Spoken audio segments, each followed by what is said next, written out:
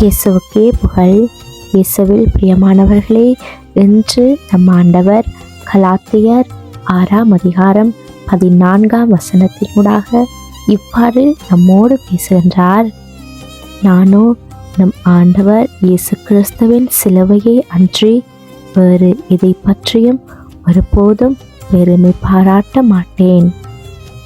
பழி நிறைந்த மரம் அல்ல, அன்பு எழுதப்பட்ட அரியாசனம்.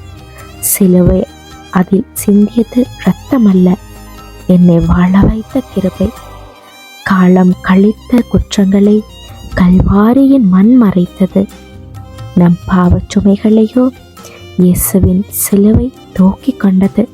இந்த அருமையான காலை பொழுதுல ஆண்டவர் நமக்கு மிகவும் அர்த்தமுள்ள வார்த்தையை கொடுத்திருக்கிறார்.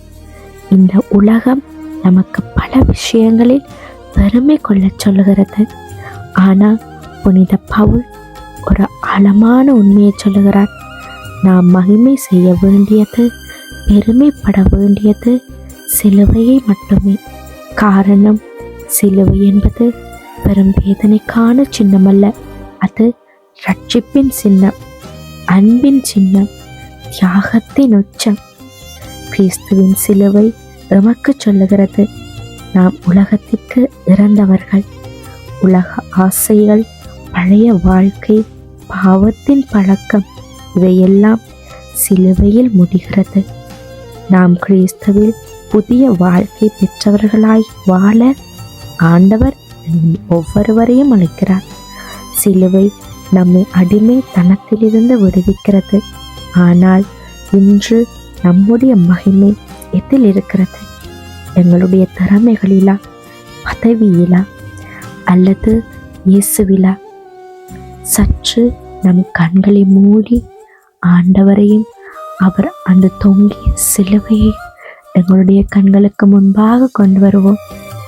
அந்த சிலுவையில் தொங்கிய ஆண்டவரை உற்று நோக்கும்போது அன்பு என்றால் என்ன, தியாகம் என்றால் என்ன, கருணை என்றால் என்ன, பாசம் என்றால் என்ன, இவையெல்லாம் அந்த சிலுவையை உற்று நோக்கும் போது எங்களுக்கு புரியும்.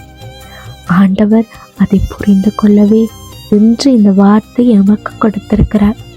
அன்பின் உச்சமாம் அந்த சிலுவையை எங்களுடைய வாழ்க்கையின் அடையாள சின்னமாக நாங்கள் ஏற்றுக்கொள்ள தயாராகுவோமா?